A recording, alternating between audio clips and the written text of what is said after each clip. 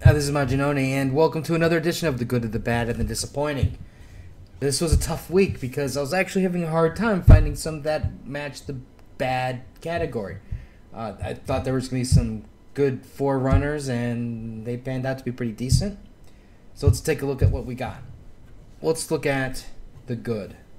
And this was actually a tough decision, but I went with the Ultimate Spider-Man. Now, this was actually a really good read for a couple different reasons. You know, it's basically you had kind of like a verification that, yeah, that really is Peter Parker.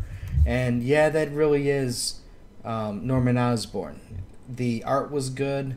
You had Miles getting like a new ally. And it's all because of basically Peter's legacy. Overall, I thought the story was decent. You know, the pacing was great.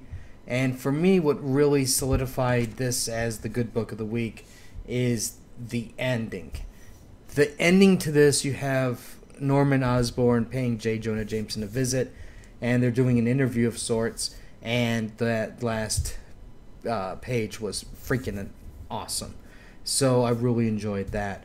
Along the way, you get some nice dialogue, nice reactions. It's kind of like you get the sense of people are like, what the hell is going on? You know, Peter, you know, the other Spider-Man's dead. And it really has that good sense of like, what the hell?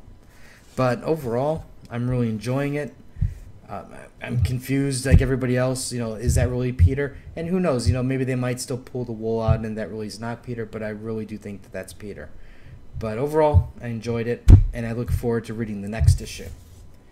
Now let's go with the bad. Okay. Justice League. Now here's the catch. In order to understand fully what's going on in this book, you have to have read Justice League United one shot. And this gave me one shot to like this book, and I'm telling you, I didn't like it at all. I thought for a premier title, and by premier I mean, you know, Justice League should be one of the top tier books. I felt that the art was pretty substandard, and there's just a bunch of characters that I just didn't care about. Now, I will give it this much in that I like the reappearance of Captain Atom. It was nice to see him coming back, and there's 2 points that lost me, and that is, you know, basically you have Captain Atom. He's now this evil person who wants to destroy everything.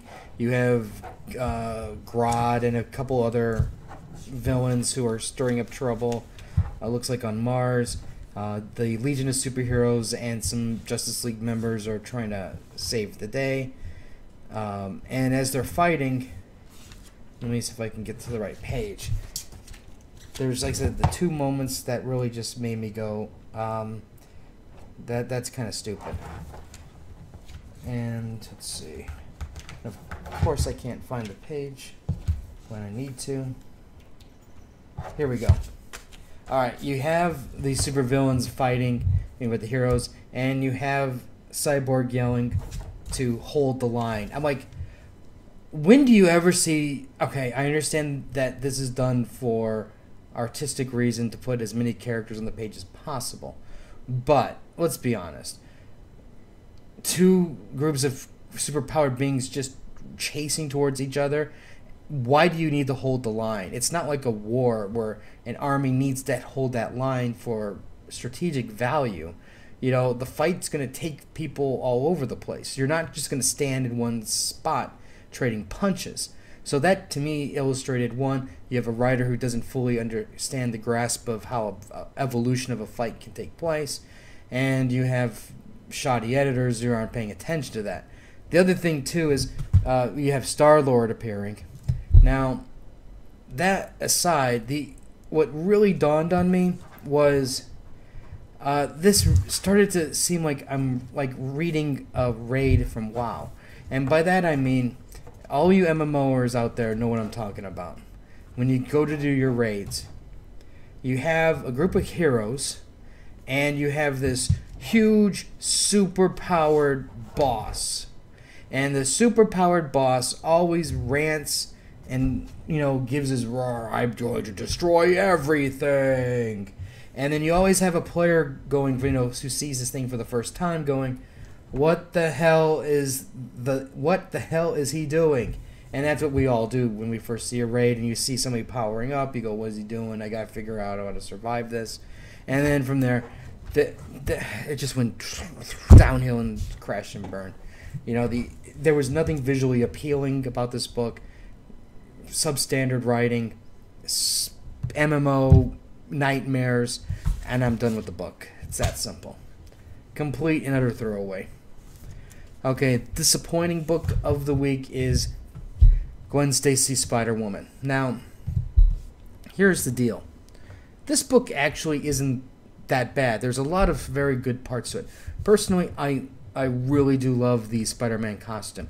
Every Spider-Man costume that we've seen pretty much is the same thing, same style. This is the one that was completely different, and I love it for that. But as I'm going through the book at the very beginning, I'm just like, oh, man, this art is just, I don't know, it's just not working for me for some reason. When you see Gwen Stacy, maybe you want to see her a little bit more sexier, and I'm just like, I'm not feeling it. This doesn't look good. Then you have Peter Parker turning into the Lizard, and I'm just like, oh, this is not going to bode well. But and you have Gwen Stacy's in a band with Mary Jane, and Mary Jane is singing, Tiger, you, blah, blah, hit the jackpot. And I'm just like, that's, can't you even come up with something new and original? Do you always have to go back to certain lines no matter what, and even though they don't maybe make sense, and you got to do that?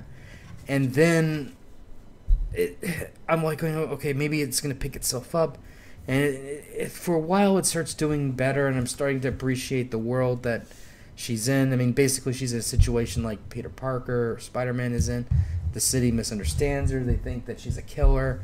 Her dad's basically going to try to capture her at all costs. And then, she's in this band, and like Peter, she's always late for everything, and she's even late to her own concert, and it's like her band decides to go on without her. And I'm just like, she's the drummer. How can you go out without the drummer? And I don't know. And they're like, well, we'll just play louder. And I'm like, how about you just sit yourself down because your music sucks? And for me, a lot of times, instead of just absorbing it and enjoying it, I found myself just fighting it. So anyways, that is my good and the bad and disappointing. Heck, man, Mary Jane should be getting people a sandwich instead of freaking singing. Anyways, like and share. Facebook, Crunchyroll anime reviews over in that corner. And I'll have more reviews and stuff later. So until next time.